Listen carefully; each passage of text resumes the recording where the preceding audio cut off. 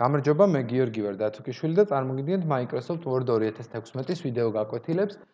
მე როგორც წინა ვიდეოში გესაუბრეთ, ჩვენ შევქმნით სტილი, რომელსაც დავარქვით გიორგი და ჩვენ ასევე გამოვიყენეთ heading 1-ის ტიპის სტილები. თუმცა პარალელურად თუ ვინმე თქვენგანს არ გაქვთ ნანახი პირველი ვიდეო, ძალიან გთხოვთ დაუბრუნდეთ playlist-ში წინა ვიდეოს, ნახეთ სტილების შექმნაზე და მოდით მოვნიშნოთ ახლა და ავირჩიოთ heading 2. ანუ შევქმნათ ჩვენ მეორე heading-იც, ასე ვთქვათ, და იმისათვის, რომ ყველასთვის კარგად ნათელი და გასაგები აღმოჩნდეს heading-ები რისთვის არის და რას წარმოადგენს, ჩვენ ვნახავთ კიდევ დამატებით ერთ ფუნქციას, რომელსაც ქვია ბრძანება table of content-ი. სწორედ ახლა კიდევ ერთხელ ჩვენ დოკუმენტს თუ გადავხედავთ, დავინახავთ, რომ გვაქვს შექმნილი heading 1, ასევე გვაქვს შექმნილი გიორგი და ასევე გვაქვს შექმნილი heading 2. მოკლედ, აზრი არის ის, რომ დოკუმენტის ბოლოში ჩვენ heading-ების დახმარებით შევქმნით ავტომატურ სარჩევს და ამისათვის გავხსნით reference menu-ს, სადაც ავირჩევთ ბრძანებას add table of content-ი. გამოსულ შეთავაზებაში ავირჩიოთ ჩვენთვის სასურველი პირველივე შემოთავაზება, ანუ ვიზუალურად ამ სამიდან ერთ-ერთი, მოდით ავიღოთ პირველი. და რომ დავაწვევით, დავინახავთ, რომ content-ი, ანუ სარჩევი და დოკუმენტში სარჩევი ასე კეთდება.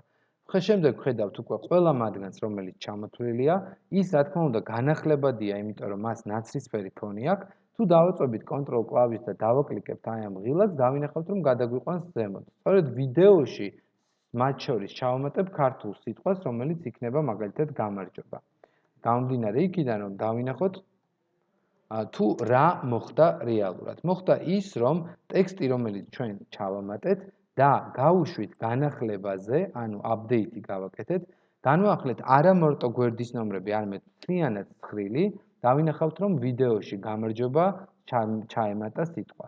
ასევე თუ დავაწვევით კიდევ გადასვლას, დავინახავთ უკვე heading 1-ის შემდეგ heading 2-ს და ანუ თქვენ ხედავთ, რომ გიორგი გამოიტოვა. გამოიტოვა იმიტომ, რომ სტანდარტულად heading 1 არის თავები, ხოლო heading 2-ები არის ქვეთავები. heading 3 არის ქვეთავის კიდევ ქვეთავი და ასე შემდეგ. მაგრამ როგორ მოვიქცეთ მაშინ, როდესაც ჩვენ heading-ებში გვჭირდება გამოვიყენოთ ჩვენს მიერ შექმნილი სტილები.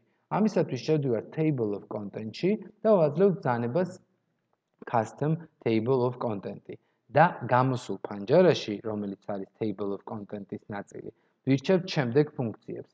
ჯერ ვნახოთ პირველი ბრძანება show page numbers, ანუ იყოს თუ არა გვერდის ბოლოში, ტექსტ სარჩევის ბოლოში, მარჯვენა მხარეს გვერდის ნომრები, ანუ ნომრები, რომლებიც აჩვენებს თუ ესა თუ ის თავი თუ სარჩევის ნაწილი რომელ გვერდზეა. მეორე ეს გახლავთ იყოს თუ არა დაშორებული და დაშორების სტილი როგორი იყოს, წერტილოვანი ტირე, ქვედა ტირე თუ ასე შემდეგ, ხო? თქვენი სურვილისამებრ. მესამე გახლავთ ჰიპერლინკები კონდეს თუ არა, ანუ ხელის დაკლიკება შეიძლებოდეს და გადასვლა თუ არა და ვფიქრობ, რომ უნდა გამოიყენოთ, იმიტომ რომ ძალიან პრაქტიკული რამ არის. და ბოლოს ეს არის ნაწილი ფორმატის, სადაც სხვადასხვა ტიპის სარჩევი შეგიძლიათ შეარჩიოთ, ანუ თქვენ რომელიც უფრო მეტად მოგწონთ, ხო? აი ესეთი ვარიანტი მაგალითად. და მე მაინც დავაბრუნებ აი იმას, რომელიც არის ძირითადი და რაზეც ვარ მიჩვეული. ბრძანება არის show levels, ანუ დონეები, რამდენი დონე აჩვენოს. თქვენ შეგიძლიათ მრავალდონიანიც გააკეთოთ, ან დააკეთოთ მხოლოდ ორდონიანი, ანუ თავი და ქვეთავი, ან ქვეთავი და კიდევ იმის ქვეთავი თუ არსებობს. მაგრამ მოდით ვნახოთ რა არის ახლა option-ი. option-ი არის ის, რომ პირველი თავები არის heading 1, მეორე არის heading 2 და მესამე არის heading 3. ჩვენ heading 3 საერთოდ არ გვიხმარია, შეგვიძლია წავშალოთ, ხოლო თუ heading 2-ს მივანიჭებთ, რომ ის არის თავი, ხოლო heading 1 არის ქვეთავი, უნდა გავუცვალოთ ადგილები, დავაწვეთ OK-ს, დავაწვეთ OK-ს და მივცეთ ცვლილება და მივიღეთ შემდეგი სახით, რომ ჯერ გვაქვს ქვეთავი, მერე თავი, თავი, ქვეთავი, თავი, ქვეთავი, ქვეთავი. მაგრამ აქაც გიორგი არაფერ შუაშია და გამოყენებული არ არის. მოდით გამოვიყენოთ. შევდივართ custom table of content-ში და ვუთხრათ option-ში, რომ პირველი იყოს heading 1, მეორე იყოს heading 2, ხოლო მესამე კატეგორია იყოს უკვე გიორგი. აი მესამე, ანუ ქვეთავის ქვეთავი მაგალითად. მივცეთ OK, მივცეთ ბრძანება კვლავ OK, კიდევ OK და უკვე დავინახავთ, რომ დაემატა გიორგი, რომელიც არის აი მესამე დონის შიგნით, აი ასეთი. აი ნახეთ მესამე დონის.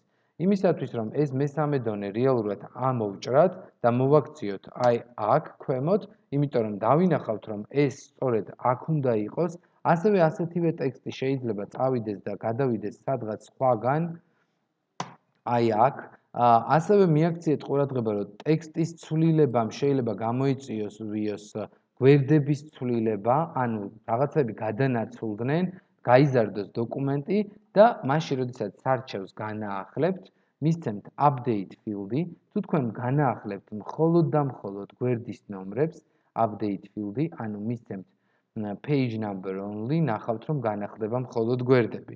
ხოლო თუ მისცემთ ბრძანებას update field-ში update entire table, ნახავთ რომ სარჩევი მთლიანად განახდება და ახალი ნაწილებიც დაემატება.